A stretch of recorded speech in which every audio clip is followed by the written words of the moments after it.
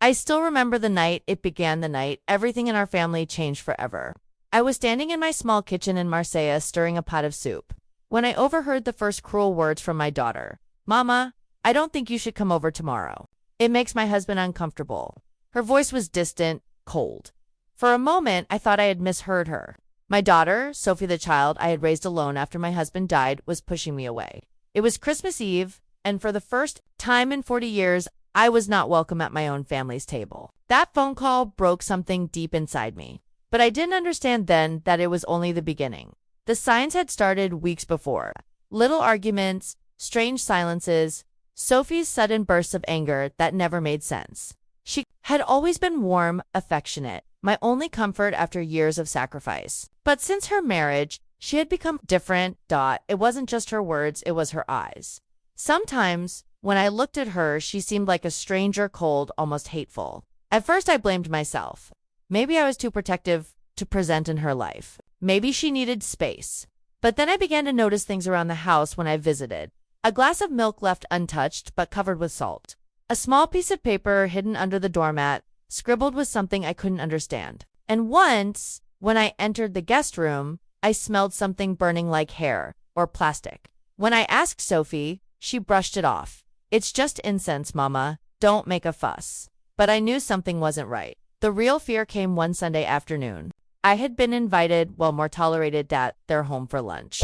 Sophie's husband, Adrien, barely spoke to me. He always watched me with a kind of quiet disdain, as if I were an intruder in their perfect world.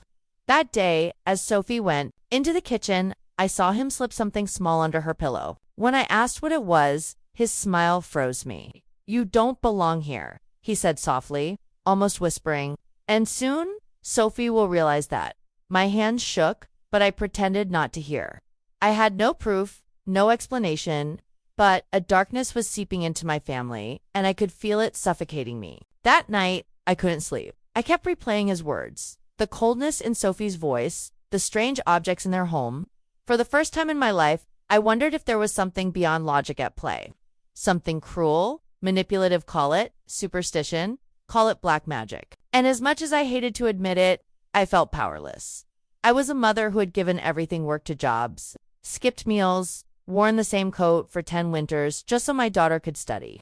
And now, I was being erased from her life, step by step. But deep inside, I knew one thing. This wasn't Sophie. This wasn't the daughter I raised. Something or someone was poisoning her heart, and I was determined to find out who and why. I couldn't sleep that night. My daughter's face haunted me, the way her eyes looked distant, the way her voice trembled whenever her husband's name came up.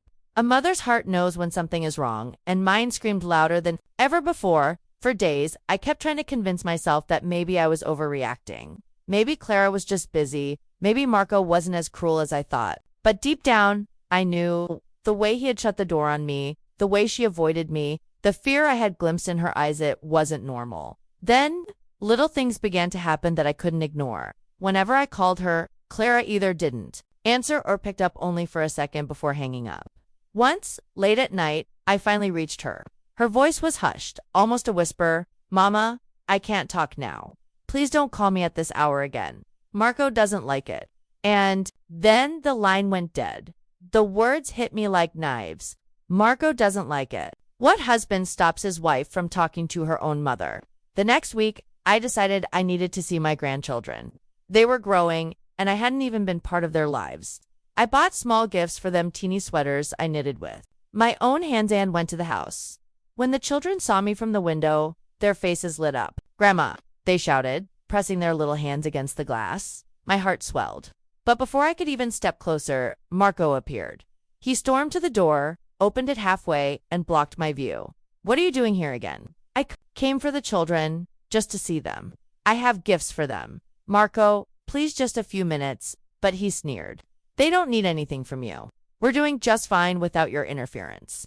I looked past him, and for a brief second, I caught Clara's eyes behind his shoulder. She looked terrified, her lips trembling as though she wanted to say something but couldn't. And then Marco slammed the door shut. The sound echoed inside me, shattering something deep in my chest. That night, I sat by my window, staring at the little sweaters still folded in the bag. My tears fell on the wool, staining it with sorrow. I whispered into the darkness, why is my daughter pulling away? Why is she letting him do this to me? But the answer came not from Clara but from the whispers of neighbors. I began hearing stories. People said Marco was controlling, that he was he didn't let Clara go anywhere without him. Some said they heard shouting late at night. Others swore they had seen her with bruises, though she always covered them up with makeup or long sleeves. My stomach twisted with dread. And then something even stranger happened. One of Clara's childhood friends, a sweet woman named Rosa, visited me quietly. She sat at my table, holding my hands tightly, her eyes filled with fear. "You need to be careful," she whispered. "Marco, he's into things, dark things. People say he goes to strange gatherings, meets with people who do rituals, black magic." I stared at her, disbelief battling the chill crawling up my spine. Black magic. That's nonsense. But then Rosa said something that froze my blood. Clara used to tell me, years ago, that she felt different after she married him. Like she wasn't herself anymore. Like something was clouding her mind. She said whenever she thought about leaving or even talking to you, she would feel this crushing heaviness as if someone was binding her. I gasped, my heart pounding. Could it be true?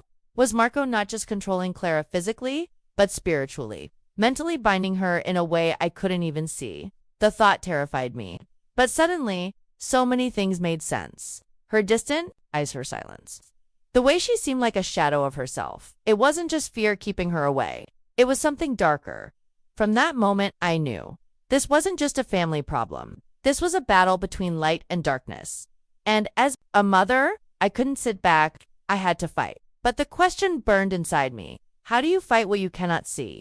I couldn't rest after what Rosa told me. Her words replayed in my head like a curse I couldn't silence. Marco is into dark things. Clara feels bound. It sounded insane, something I would have laughed at once. But when you're a mother, when you see your child's light fading day by day, even the unbelievable starts to feel possible. I told myself, if Marco is doing something to my daughter, whether it's control, abuse, or black magic, I need to know the truth. So I began to watch.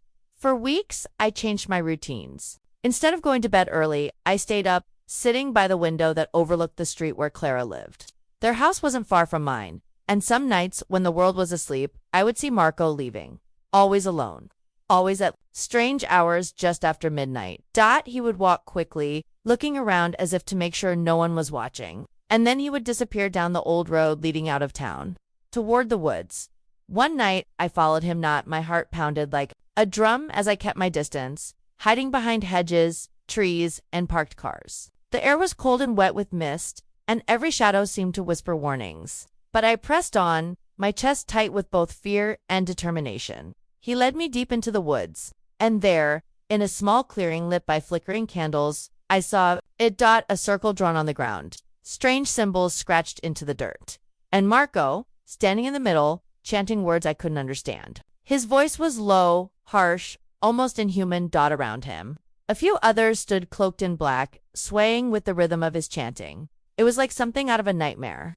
My stomach turned, and for a moment I wanted to run. But then, Marco pulled something out of his coat pocket. It was a photograph. My daughter's photograph. Clara's face smiled up from the small picture, but as he held it over the flame of a candle, her smile looked haunting.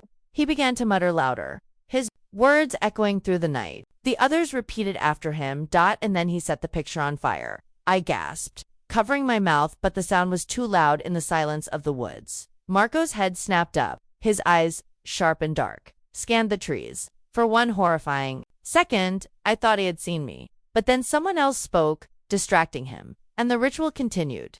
I didn't wait another moment. I turned and ran as quietly as I could, branches scratching my arms, my breath tearing in my throat. When I finally reached home, I collapsed by the door, shaking. My tears came hot and fast. What had I just seen? It was real. Rosa hadn't lied. Marco was binding Clara through something darker than fear. The next morning, I went straight to Clara. When she opened the door, she looked pale, exhausted, her hair messy as if she hadn't slept. My heart ached seeing her like that. "Clara," I whispered, grabbing her hands. "Listen to me. I know what Marco is doing. I saw it with my own eyes." She froze, her lips parting. Her eyes filled with tears instantly, but she shook her head violently. "No, Mama, you don't understand. Please don't talk about it. Please heal. No. He always knows. Clara, he's destroying you. He's destroying us." This isn't just his control, it's something else, something evil. You need to leave him. But she pulled her hands away, trembling. I can't, I've tried. Every time I think of leaving, it feels like something is choking me. Like I can't breathe.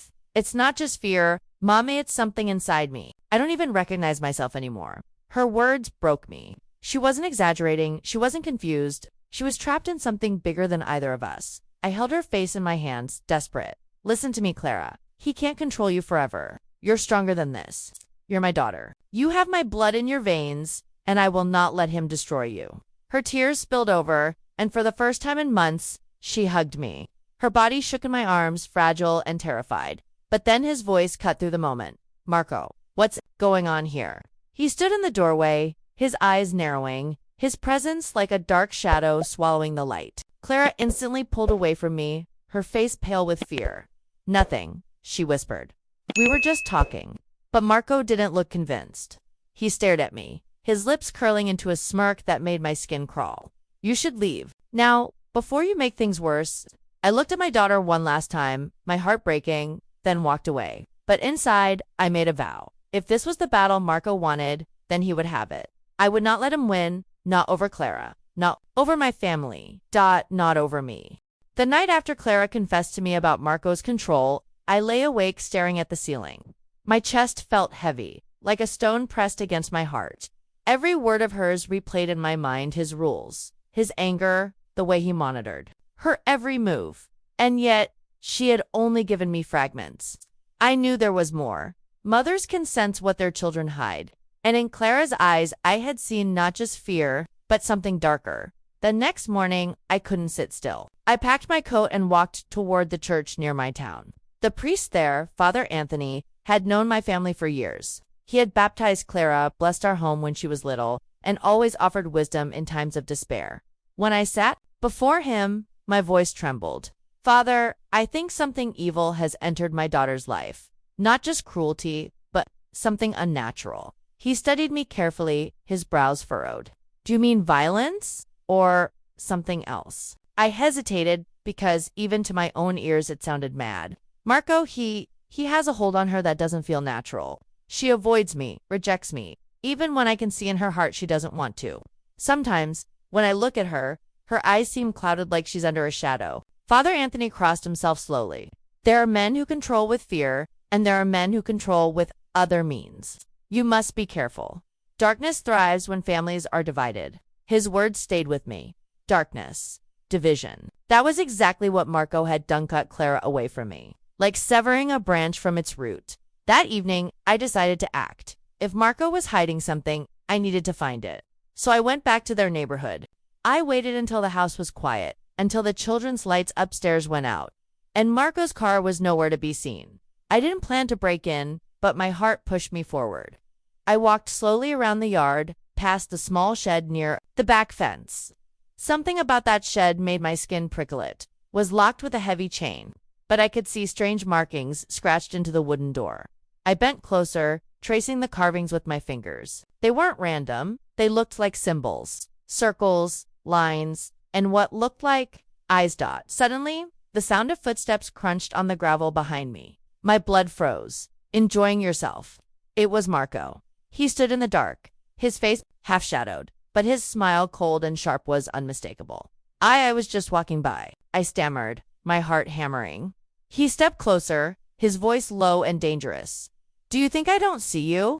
Always lurking, always prying.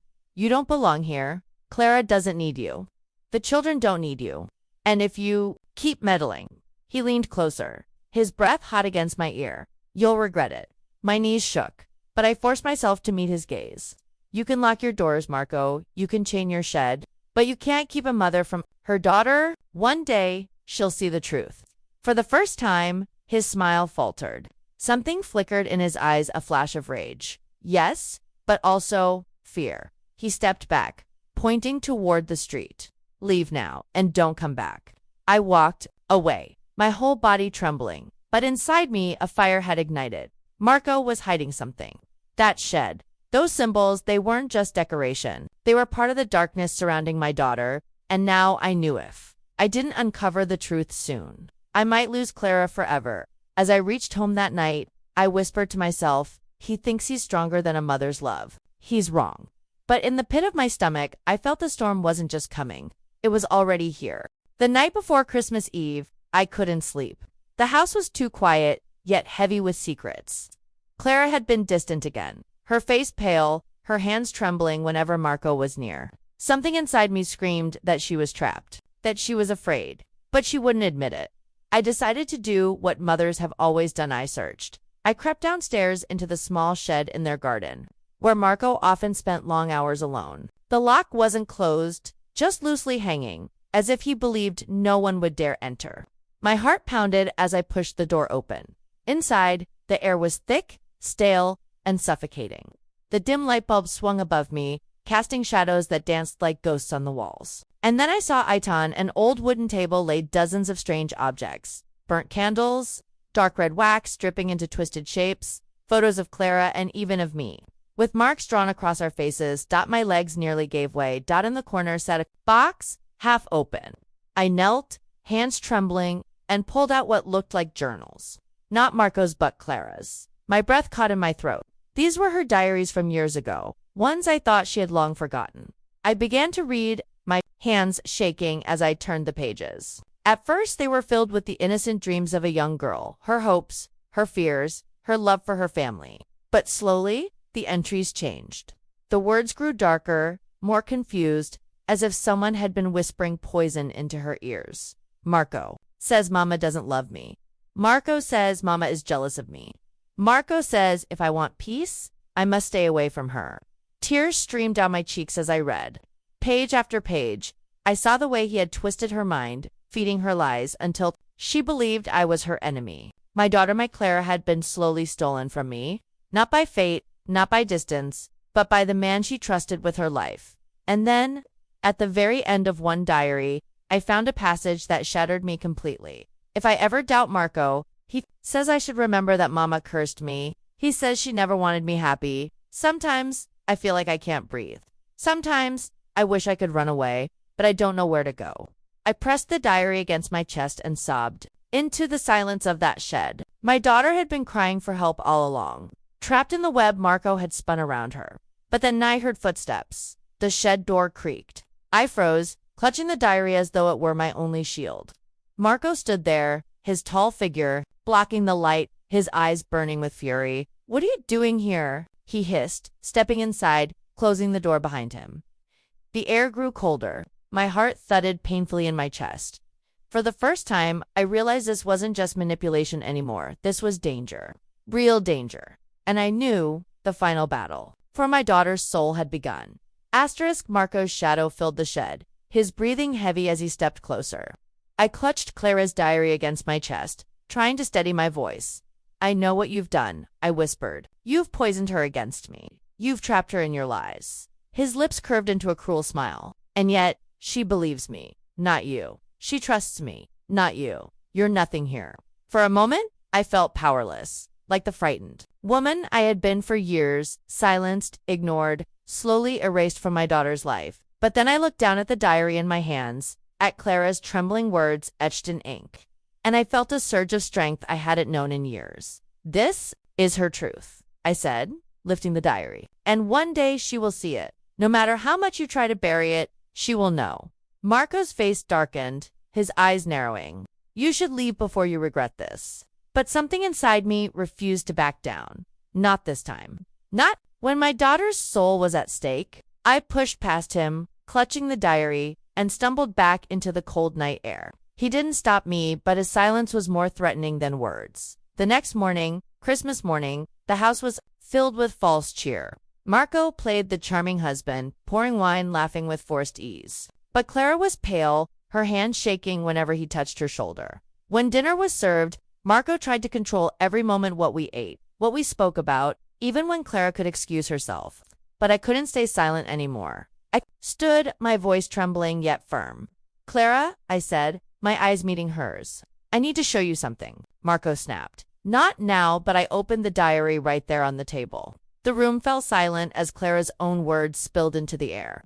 I read aloud passages she had written, her doubts, her pain, the poison Marco had fed her against me. Her face grew whiter with each sentence. tears welling in her eyes. "Stop it," Marco roared, slamming his fist on the table. But Clara's gaze had shifted. For the first time, she was truly looking at him, not with blind loyalty, but with suspicion, with fear, and with dawning clarity. "Marco, is it true?" she whispered. His silence was the answer. In that moment, the mask he had worn for years shattered. Clara pushed back her chair, her breath ragged. You made me hate my own mother." Her voice broke, but her eyes held fire. Marco tried to reach for her, but she stepped back. "Don't touch me." Tears filled my eyes as I watched her reclaim a part of herself I thought I had lost forever. She turned to me, her lips trembling. "Mama, I'm so sorry." I gathered her in my arms, holding her as though she were still the little girl who once clung to me after a nightmare. My heart ached with both pain and relief. Marco stormed out, slamming the door behind him, his shadow leaving the house like a curse finally lifting. The days that followed were not easy. Clara wept often, torn between shame and anger. Healing was slow, fragile, like stitching a wound that had festered too long. But she was free. And so was I. Looking back now, I realize something I wish I had understood sooner. Silence is a prison. When we let others rewrite our truth, we lose ourselves piece by piece. But when we find the courage to speak even through trembling lips, we break the chains. That Christmas was not the celebration I had imagined, but it was the beginning of something far greater. It was the day my daughter came back to me, asterisk.